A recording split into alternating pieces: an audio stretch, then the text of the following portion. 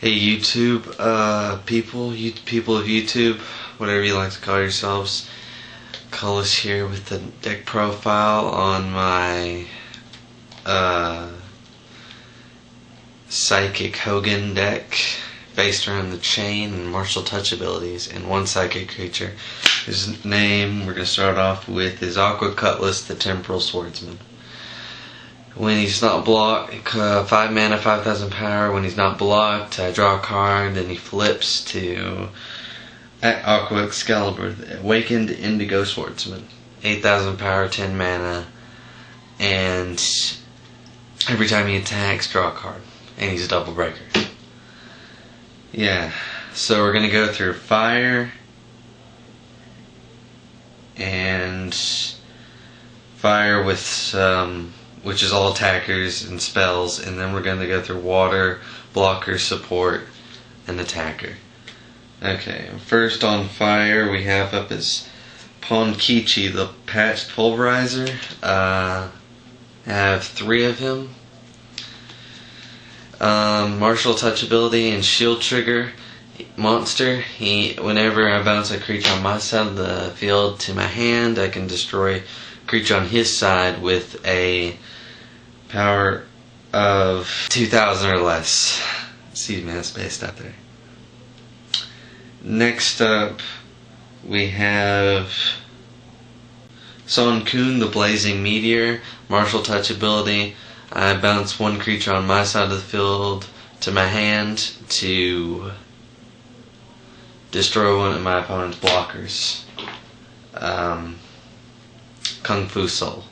Both of those are Kung Fu Souls. And souls have to do with this deck too, which is a good one. Next on the list we have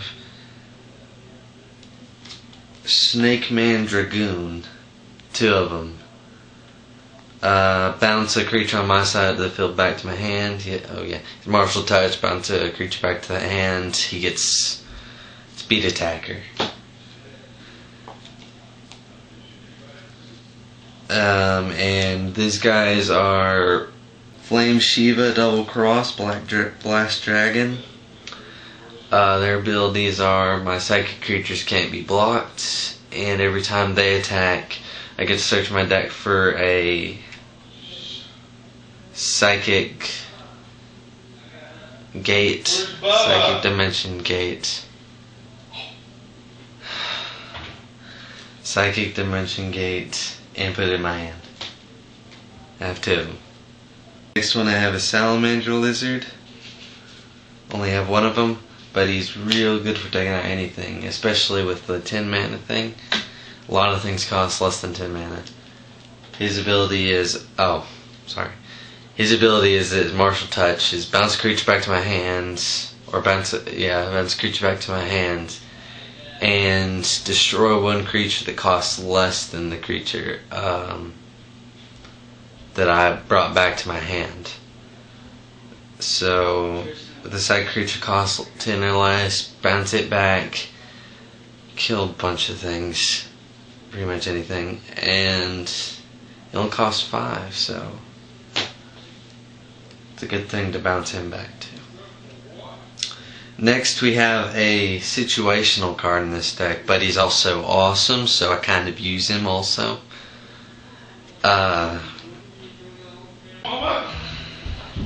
Double Revolver Dragon. Double breaker, and when he's tapped, when your opponent tries to put any monsters down during your turn, they go straight to the graveyard. And next we go into fire spells. And Tailspin Slash. I only have 2 of them.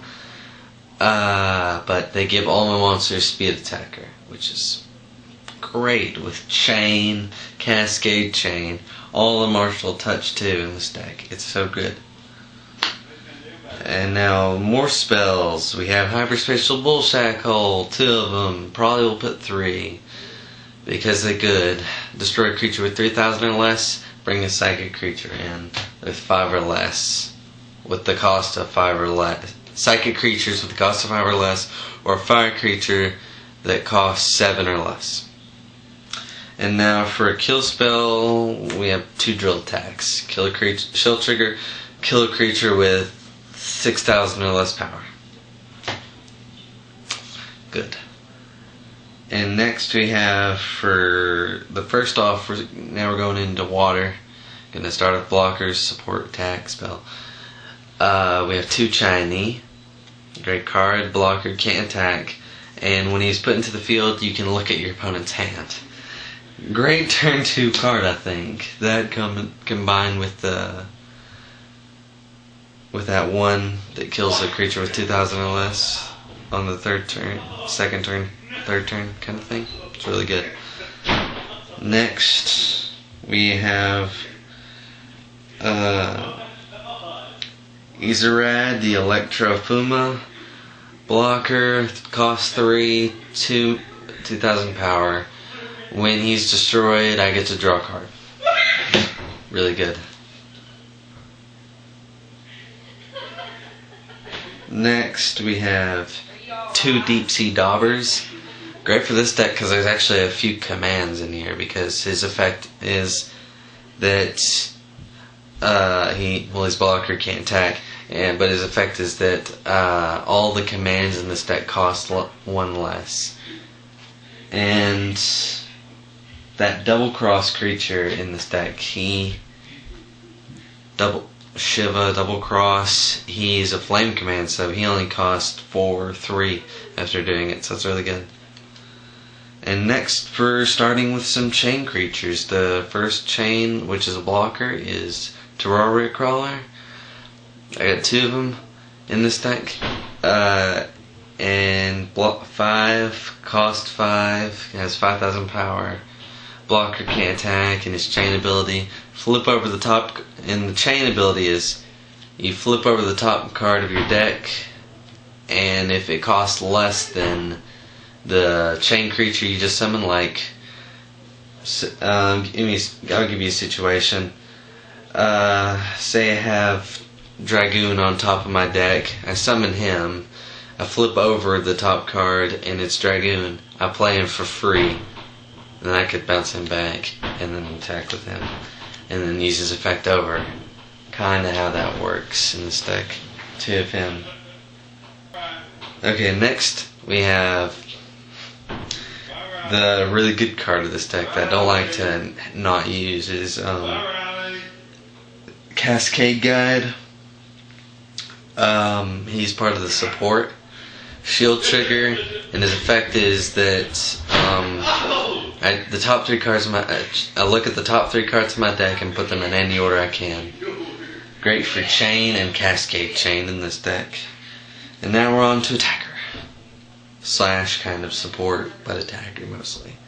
They're all magic souls from my knowing. Yeah, these 2 have magic soul too, which will come into ability. Next we have Lantern Cluster. We have 2 of them. Magic Soul cost 2, 1,000. Great turn 2 card, just for a bounce and evolve, because there are evolution creatures in here. Next we have 2 Pelori Hat. Cost 2, 5,000 power. Great for a turn 3 card after summoning him, because his effect is you bounce. Once you put him into play, you have to bounce one of your Magic Soul creatures to your hand. So you could basically do any Magic Soul that you've already played, like Terarira Crawler, Cascade Guide, any of the other ones that I'm about to show you. But he's really good, because second turn high power card, always great. And now we come to the 2 chains that are singles in the deck. The 2 chains are... Oh, I'm sorry, this is Seakai Soldier, Submarine Soldier, and the next one, which is Magic Soul Chain, is Pelori Hat. Cost 3, 2,000 power, Magic Soul. He's Pelori Hat. That one was Submarine Soldier.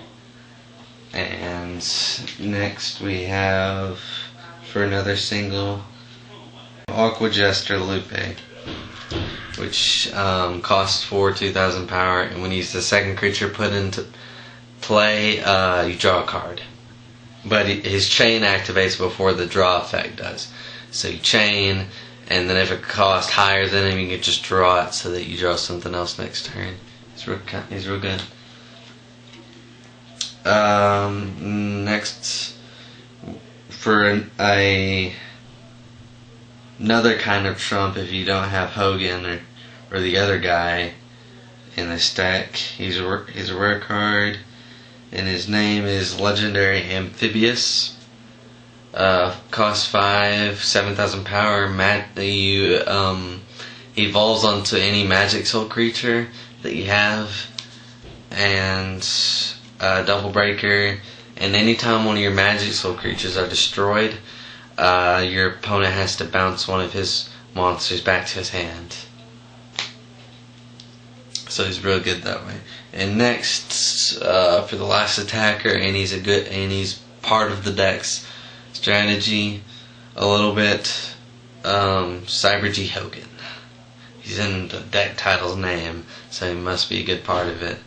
Cascade Chain, 8,000 power, cost 8, but with that one he is Cyber Command, so his cost goes down because of that one blocker.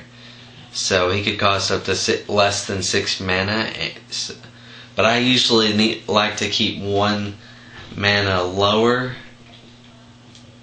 than him, so that I could just summon him, and then the top 2 cards, if they cost less than him and they're not like chains that are not blockers, use this. You just like maybe could have taken out 4 to 5 shields. Yeah, 4 to 5 shields you could have taken out, or a few monsters to be on the other side. And this next one, I'm gonna get 2. We're going on to spells now. It's Guard's Grip. Costs 1 mana. Draw 1 card.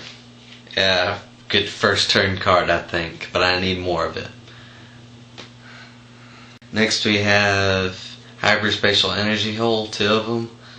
Draw a card, summon a creature with psychic creatures that cost up to 5 mana, or a water psychic creature that costs 7 mana or more. Or no, 7 mana. Or less. And now I put this card just in as a little and it's Haunted Choice. If it's in my hand, it goes straight to the mana zone. I would love for it to be a shield trigger.